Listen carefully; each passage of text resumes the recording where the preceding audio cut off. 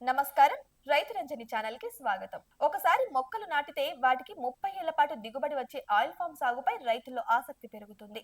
మొక్కల దగ్గర నుంచి మార్కెటింగ్ దాకా ప్రభుత్వం సహకారం అందిస్తుండటంతో రైతులు కూడా దీని సాగు పట్ల ఆసక్తి కనబరుస్తున్నారు.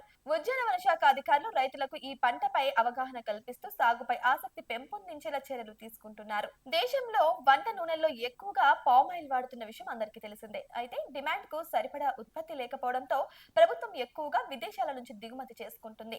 దేశీయం ఉత్పత్తి పెంచితే రైతులకు ఆదాయం పెరగడంతో పాటు దేశం ఆర్థికంగా ముందుకెళ్తుందన్న లక్ష్యంతో ఆయిల్ ఫామ్ సాగును ప్రోత్సహిస్తుంది.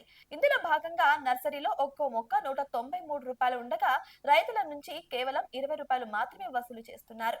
ఇక మిగతా 173 ఉండగా దాదాపు 90% ప్రభుత్వమే చెల్లించడం అయితే జరుగుతుంది. ఇక అంతేకాదు మొక్కలు నాటిన తర్వాత నిర్వహణ ఖర్చుల కింద ఎకరాకు రూ. 4200 చొప్పున 4 ఏళ్ల పాటు ప్రోత్సాహకంగా కూడా ప్రభుత్వం అందిస్తుంది. ఇక డ్రిప్ ఇరిగేషన్ కింద సబ్సిడీపై 12.20 ఎకరాల వరకు డ్రిప్ సదుపాయం కూడా కల్పిస్తుంది. ఇందులో ఎస్సీ ఎస్టీ రైతులకు 100%, బీసీలకు 90%, ఓసీ రైతులకు 5 ఎకరాల వరకు 90%, ఇక 5 ఎకరాలు దాటితే 80% వరకు సబ్సిడీ ఇస్తుంది.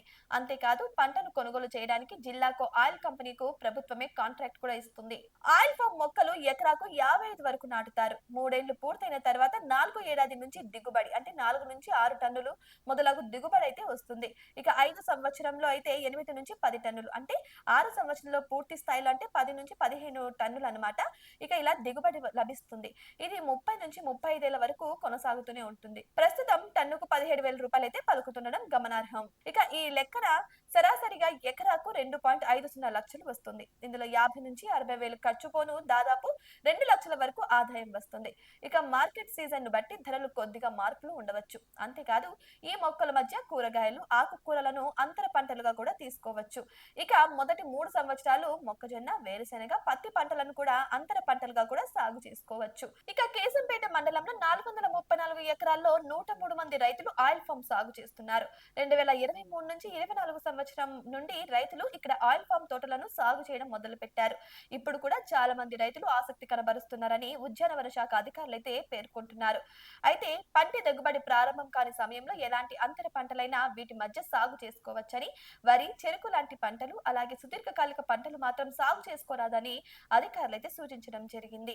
ఇక అంతేకాకుండా ఉద్యానవన పంటలలో ప్రస్తుతం మార్కెట్ ఉన్న పంట ఆయిల్ ఫామ్ మాత్రమే. ఆయిల్ కంపెనీలతో ఒప్పందం చేసుకుని సాగు చేసే పంట కనుక రైతులకు అమ్మకానికి కూడా ఇబ్బందులు కలగవు. ఆయిల్ ఫామ్ సాగుపై ప్రభుత్వం ప్రత్యేక దృష్టి సారించి అన్ని విధాలుగా ప్రోత్సాహకం కూడా అందిస్తుంది. ఇక సబ్సిడీ కింద మొక్కలు, డ్రిప్ ను అందించడమే కాకుండా 4 ఏళ్ల పాటు నిర్వహణ ఖర్చులు కూడా ఇస్తుంది. దిగుబడి ప్రారంభమయ్యే లోపు ఇక అంతర పంటల సాగు ద్వారా అదనపు ఆదాయం పొందవచ్చు. వరి, పత్తి లాంటి పంటలతో పోలిస్తే పెట్టుబడి కూడా తక్కువగానే ఉంటుంది. అలాగే తక్కువ శ్రమతో అధిక లాభాలు సాధించే అవకాశం కూడా ఉంటుంది. ఫామ్ ఆయిల్ సాగు చేయాలనుకుంటున్న రైతులు మీరు ప్రభుత్వాన్ని కూడా కాంటాక్ట్ అవడం వల్ల మీకు అన్ని సబ్సిడీలు కూడా ఇవ్వడం అయితే జరుగుతుంది. ఇవి వాటి అప్డేట్స్. మరిన్ని అప్డేట్స్ కోసం మా ఛానల్ ని సబ్స్క్రైబ్ చేసుకోండి.